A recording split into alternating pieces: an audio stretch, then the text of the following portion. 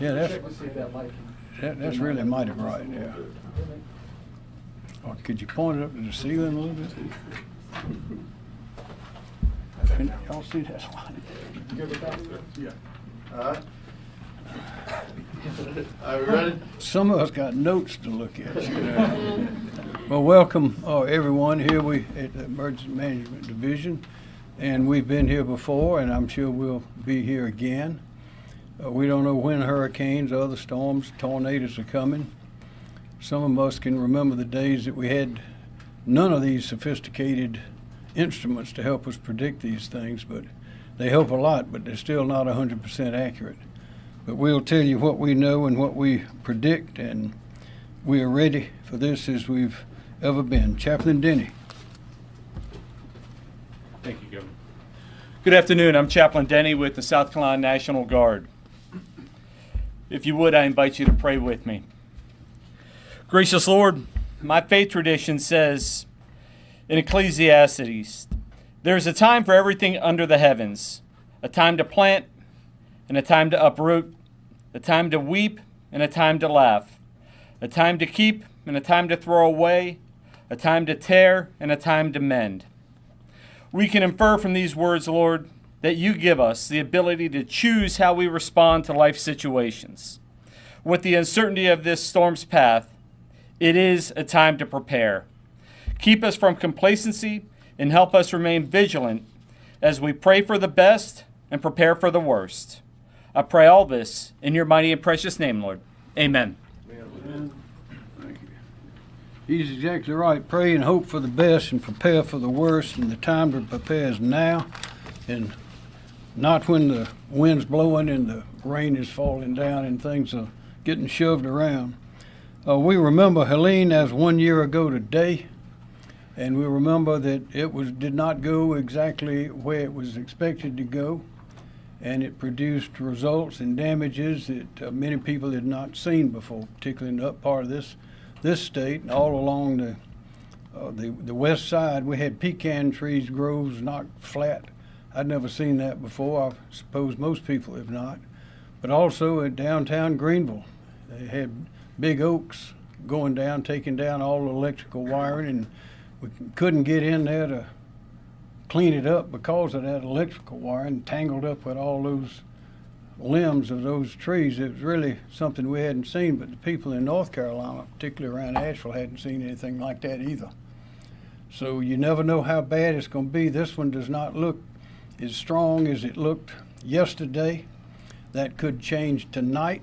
Tomorrow it could be much stronger, could change direction, because with the most sophisticated instruments, we cannot prepare for exactly what is going to happen, so we have to prepare for it all. And in all that uncertainty, the only thing that is certain for sure is that your South Carolina team, representatives of most of whom you see here before you, are ready. We've been through it before. We know how to do it. I issued the declaration yesterday, emergency declaration, to allow us. We've already begun putting people and equipment in place, helicopters, aerial resources, people on the highways. The counties are ready. The counties have informed us that they do not believe that we need an evacuation order, a mandatory order, and we agree with that. And so we have no intention of issuing such an order, but don't be misled. That does not mean that you might have big waves. We know that we're going to have high winds. We know that we're going to have a lot of water. We know that we're going to have flooding in parts of the state, maybe some parts that we haven't seen before. But the good news is that the storm probably will stay out in the ocean. But still, a lot of rain, strong winds, and serious flooding is going to happen, and it could happen way up in the Midlands. We don't know where it's going to go. You remember in 2017 with Florence, we had a storm came in that parked over part of the state in North Carolina, and we had water coming down we'd not seen before. And Helene again went to a part of the state that had not seen a hurricane before. That could happen again. We don't think it will. but we hope it does not. That executive order that I issued yesterday cut the red tape. What does that do? That allows all of our equipment, all of our agencies, all of our services to go on and start getting ready ahead of time. We're expecting the federal government to cooperate with us 100%. And again, we do not think that we will have any mandatory. We're not counting on that at all. But I'll leave you with this before we start hearing from Team South Carolina, and that is your neighborhood may have things that you have not seen before. So go ahead and be prepared. Put your important papers to where you can reach them, your pills, your medicines, all of those kind of things. Get prepared for what might happen to your animals. Call you if you're going to move someplace else. Not going to be where you usually are. Tell your friends, family where you're going to be in case someone needs to get in touch with you. And whatever you do, we know we're going to have a lot of rain. Don't drive through standing water. Even if the winds are not strong, that water is always going to be deeper than you think, and we lose a lot of people to drowning. Don't drown, turn around. Don't go through that water. It is pitiful, the deaths that we have had in this state from people who mistakenly, unnecessarily, without caution, drive through standing water they think is only a few inches or maybe a foot deep. Turns out it's deeper than that. Turns out the motor conks out. Then here comes a flash flood, and you have someone maybe on the phone in their vehicle calling for help. None can come, and they drown right there in the vehicle. We've seen that right here in our state. So be careful, be prepared, and the time to prepare is now. And first part of our team will be John Quagliarello, and I failed to introduce Holly May. Holly, glad to see you again, and your assistant, Larissa Martin. Glad to have you here as well. Thank you. John? Thank you, Governor. As you mentioned, today is the anniversary of Hurricane Helene, and all of us at the National Weather Service continue to think about all the people that have suffered some loss from the storm a year ago today. Here to say this is going to be a different storm, different impacts in different areas, but we still need to be prepared, like the Governor was mentioning. Currently, Tropical Depression 9 continues to become better organized and is likely to become Tropical Storm Imelda later today or tonight as it lifts north-northwest across the southwestern Bahamas. The latest National Hurricane Center forecast calls for Imelda strengthening into a hurricane as it passes between the northern Bahamas and the southeastern U.S. coast Monday night and Tuesday. The forecast becomes complex as the system nears South Carolina on Tuesday. Due to its slower movement, which currently Tropical Depression 9 will become more influenced by Hurricane Umberto, a stronger system to the east. The interaction is expected to cause the system to slow down or even briefly stall off the South Carolina coast. How close it gets is still to be determined, and that's going to determine the impact certainly. But we do expect it to slow or stall near the South Carolina coast and then turn east into the Atlantic away from the United States. While less likely, there is still a concern for a South Carolina landfall with some model support for this scenario. So we're still monitoring that potential, and we need people to remain vigilant. Impacts from the wind will be highly track dependent, so residents and visitors along the coast should prepare for tropical storm force winds and even the possibility of hurricane force winds if the system were to track closer to the coast or move inland.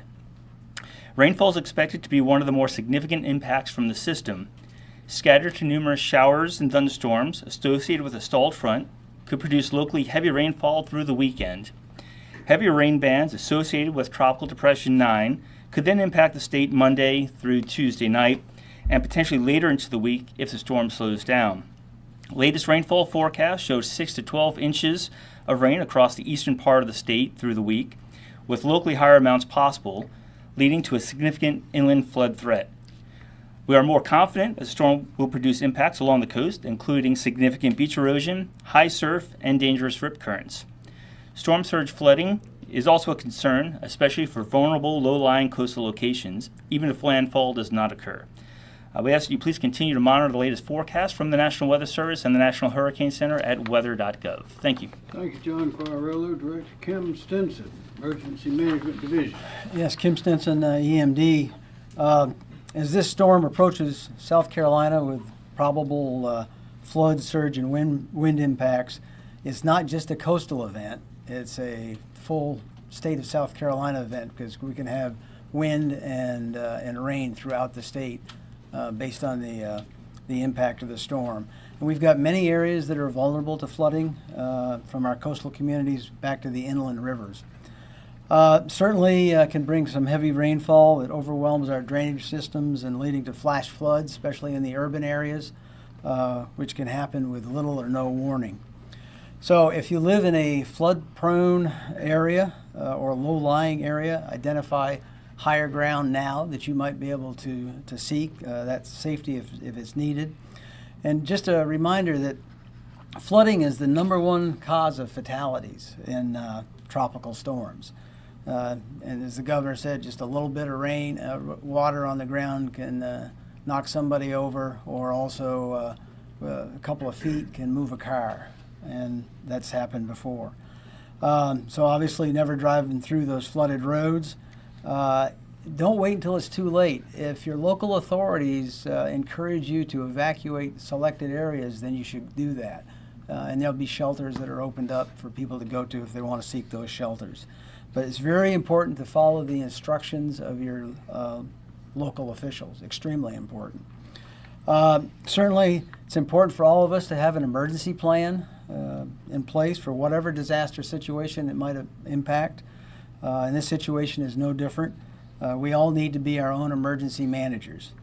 So residents should review their safety plans and consider actions taken in advance of the storm. And the governor's already talked about some of these, but certainly having enough bottled water and non-perishable food to sustain the family for at least 3 days. Having the weather radio and the flashlight, extra batteries and chargers, and knowing where your important documents are, as the governor said, such as your birth certificates and insurance policies, in the event that you have to evacuate your home. And then we've already talked about staying tuned to the local media to get the latest advisories from the National Weather Service and the National Hurricane Center, and again, following those trusted, verified sources for the latest news, and be prepared to follow those instructions. So to help with the planning, we've got a couple of tools that we can let you access, obviously, for individuals, families, and businesses. And our South Carolina Emergency Manager app, it's downloadable through Google and Apple, and it's even got a component in there to create your own personal plan, keep track of your supplies, medications, and important numbers. So, and we also have our website at scemd.org, which has also a wealth of information to get you prepared. From an operational perspective here, we're taking several actions. The State Emergency Operations Center has been activated and is operational to coordinate the state response to this event. We started conducting county coordination calls earlier this week to identify any issues or unmet needs. Our logistics system has been activated to assist local authorities, and that system has been validated extensively over the last several years and the numerous events that we've had. We currently have requests in right now ranging from sandbags to swiftwater rescue teams, and those are being actioned. And as the governor said, as a final note, Team South Carolina has a lot of experience in the last 11 years, I guess, at least, preparing for, responding to, and recovering for hurricanes and tropical storms. So that experience remains our greatest strength in moving forward. Thank you, sir. Thank you, Mr. Stinson. Major General Jeff Jones, National Guard. Thank you, sir. Good afternoon. Major General Jeff Jones, State Deputy Adjutant General.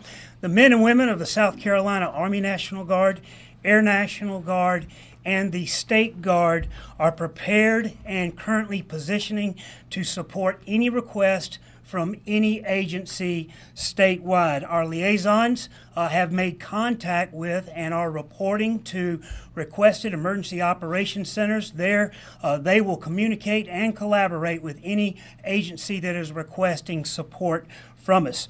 We are mobilizing 150 guardsmen who will man 30 high water vehicles and perform general purpose support. They will be on station tomorrow morning, ready to perform their missions. In addition, we have 81 high water vehicles in reserve should they be requested.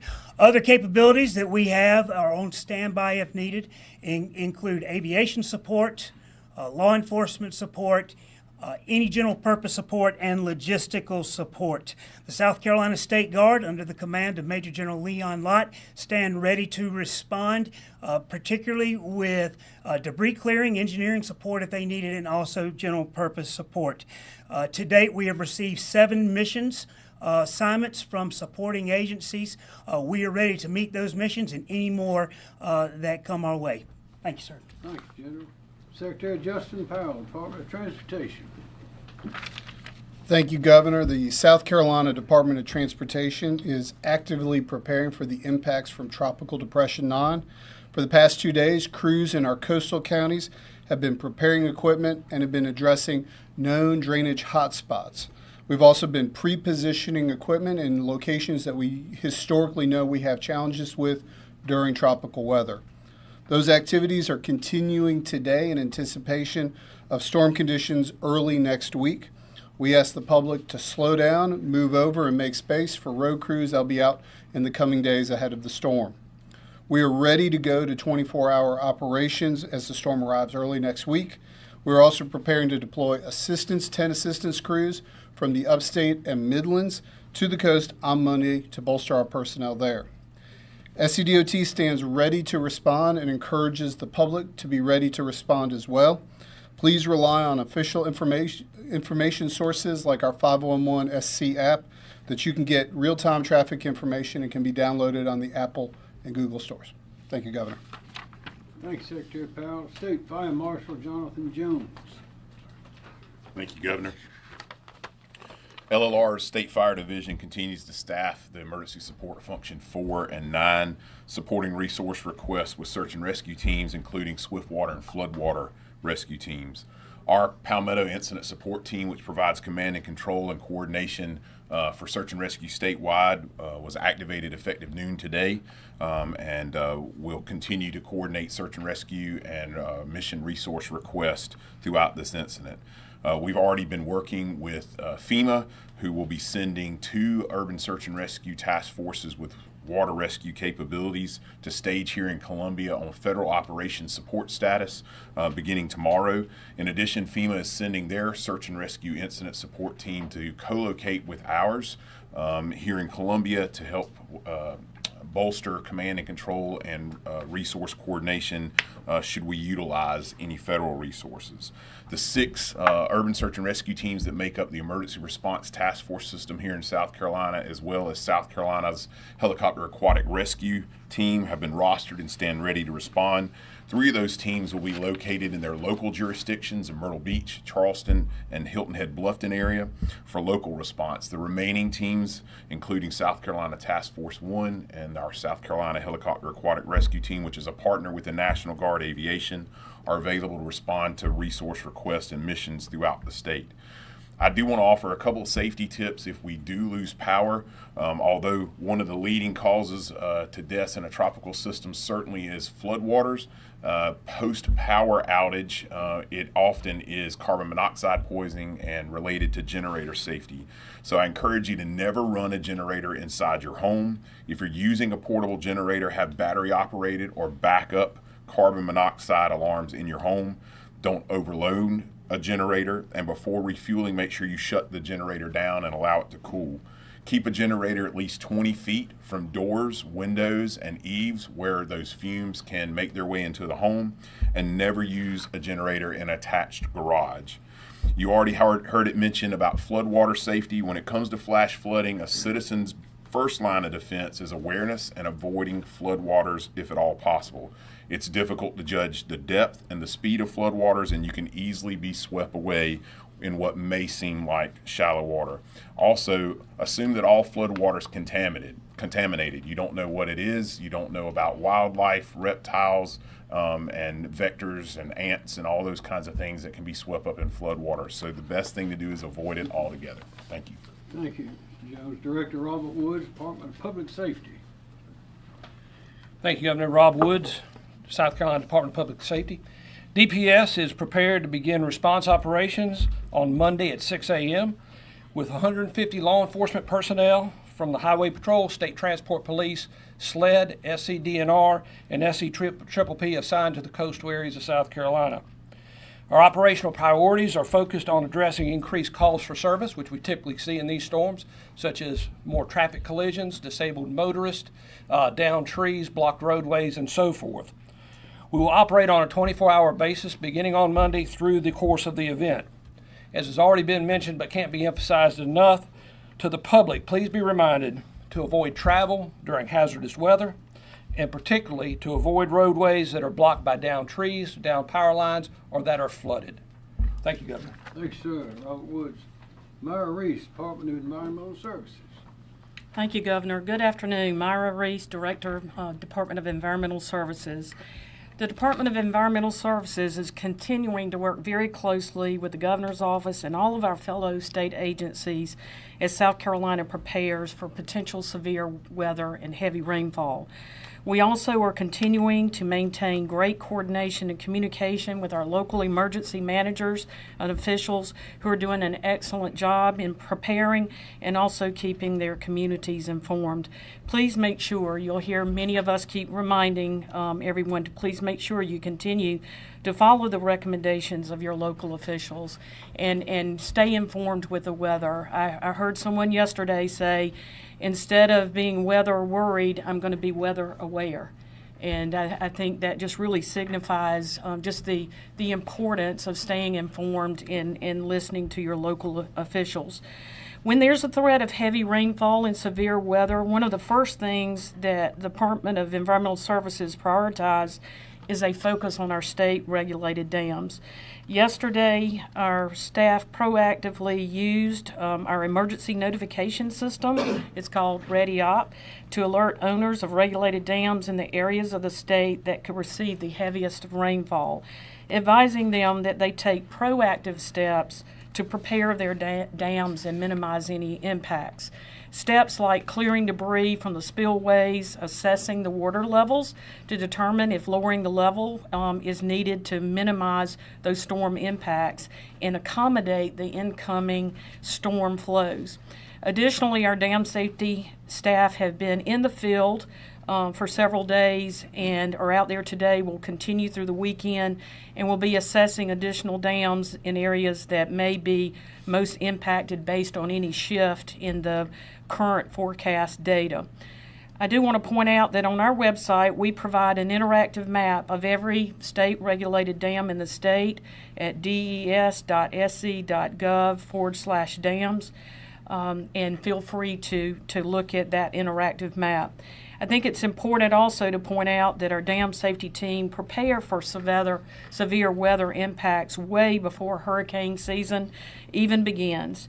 Back in May, we began a pre-seasonal boot camp of our state's regulated dams to have a current awareness of dam conditions throughout the state, having communications with our dam owners. This keeps us informed and prepares us for when severe weather that does threaten our state so that we can help dam owners take any necessary proactive measures.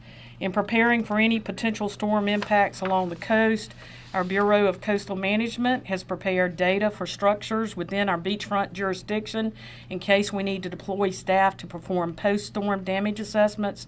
And our coastal program has also prepared templates for issuing emergency orders and emergency general permits if it's needed that would allow for sandbagging and marine debris removal. If South Carolina is heavily impacted by these storms, we're prepared to perform many other critical activities, including the post-storm dam assessments, deploying mobile teams to severely impacted areas of the state, conducting post-storm aerial coastal assessments, and assisting with storm debris management. You can find all of this information on our website at des.sc.gov/storms. Thank you. Thank you, Director Reese. Chief SLED Mark Keel. Mark Hill, Chief of SLED. ESF 13 SLED DNR Triple P will be assisting our partners at ESF 16 DPS in working traffic control points and line patrols beginning Monday, as Director Woods has stated. We will have additional 15 personnel, both day and night shift, working in the Low Country region, Charleston, and also in the southern region. We'll have additional 20 people working in that region as well. All of ESF 13's aircraft are available upon request. We have 4 rotorcraft helicopters, and we have 2 fixed wing that belong to DNR. In addition, our SLED regional captains and myself will be in constant contact with all of our sheriffs and chiefs in these areas that are impacted to make sure that their communities have the necessary law enforcement personnel they may need to keep their communities safe. Thank you. Thanks, Chief. Anyone have a question? Governor, is DSS opening up any shelters? I couldn't hear you. Is DSS opening up any shelters? Where's the answer to that? The answer is no, sir, not right now. And of course, the decision to open up shelters is made at the local level by county emergency management. At this time, none of our coastal counties have made the decision to open those shelters, but they are on standby. That answer your question? Another question? When should we start expecting the rain to hit South Carolina? John? Well, there will already be some scattered numerous storms around throughout the weekend, and they're dumping some locally heavy rain already. We saw some of that overnight and earlier today. But the main rain bands associated with the tropical system should arrive on Monday and continue probably through most of Tuesday night. And if it's slow enough moving, then that heavy rainfall threat would be extended later into the week as well. So the brunt of the impacts from the storm expected most likely late Monday night, Tuesday into Tuesday night. We expect worse conditions. More questions? Governor, do we have any National Guard troops that are out of state that you need to recall back to the state to respond to this? All of our, I'll let the general answer. The answer to that is no. We're in good shape. General? Yes, sir. The governor is correct. We have none. However, we have established communication with the states that we do emergency compact support, and we are prepared, and they are prepared to do that support if needed. But at this time, as the governor said, we have none from out of state. Are our troops out of state? Did they have to come back for any need to respond to this? No, sir. No, sir. Our units who are in Washington, D.C. have returned home. Other units who are on mission on the southwest border will continue on mission. We have plenty of assets here to support anything that this storm will bring to us. More questions? Governor, you mentioned this week is the 1 year of Helene. Is there anything different that the state is doing in preparedness for the storm that you guys might have not done last year that can be different, potentially to be more beneficial? We find new wrinkles every year. One, of course, was demonstrated with Helene is that, once again, it's totally unpredictable what's going to happen. Sometimes these storms will take a right angle turn just about overnight. That one, Helene, of course, was predicted to go roughly where it went, but it went more to the east, 50 or 100 miles closer, farther away from Atlanta. It was supposed to go right through Atlanta, and it certainly didn't. And that was a new experience for a lot of people, and had a lot of damage that we'd not seen before, particularly all those pecan trees and the down trees. I know Greenville, other places had it as well, but I mean, trees, big oak trees downtown, are all on the ground. We don't usually see that. In Hugo, we had a lot of trees go down. That one went all the way, came through Charleston, came through Columbia, and went up to Charlotte and took down 100-year-old trees in downtown Charlotte. So what we learn every time is reinforced is that you never know where they're going to go. They don't tell us where they're going to go, and we can't predict. Anyone want to comment again on that further? I would just say that we really didn't identify what we would call systemic failures of the system. But there's always, as the governor says, there's always areas that we can do better. sometimes in terms of sheltering and feeding. And then one lesson learned last year, and maybe Director Bates wants to talk about it, but I'll mention it, is that we found that we needed closer coordination between local authorities and the utilities. And as the governor mentioned, they had entangled debris and the electric lines and wanted to make sure those lines were not live. And so that's actually taking place right now. There's some better coordination with that. Comment? Thank you, Director Stinson. One thing the governor says frequently is communication, collaboration, cooperation. So I don't know that that's necessarily new, but out of Helene, we really established some really strong communication, collaboration, and cooperation channels. And in fact, for the past week and a half, I've been talking with utility partners, and they're well prepared for the storm. More questions? Director Bates can stay up there. What what kind of electric utilities are pre-positioning and where right now? Sure. Right now, Dominion and Santee Cooper have assets that they're working to pre-position. I'm aware of just north of Beaufort and north of Charleston. It's Director Bateman, Joe. Sorry. Yeah. Okay. More questions? Any anticipation for the schools? How are they going to operate? Is there going to be a local decision? That typically is a local decision, yes. Because we don't know where this is going to go. Any more questions? Just one reminder, this storm is deadly serious, not just serious, but deadly serious. We lost 35 in Hugo, we lost 49 in Helene, and we've lost some in others, but it's deadly serious, and particularly with that water. You got to be careful. Water during a hurricane, during a storm, water is not your friend. So you got to be very careful. Thank you very much. We'll keep you updated.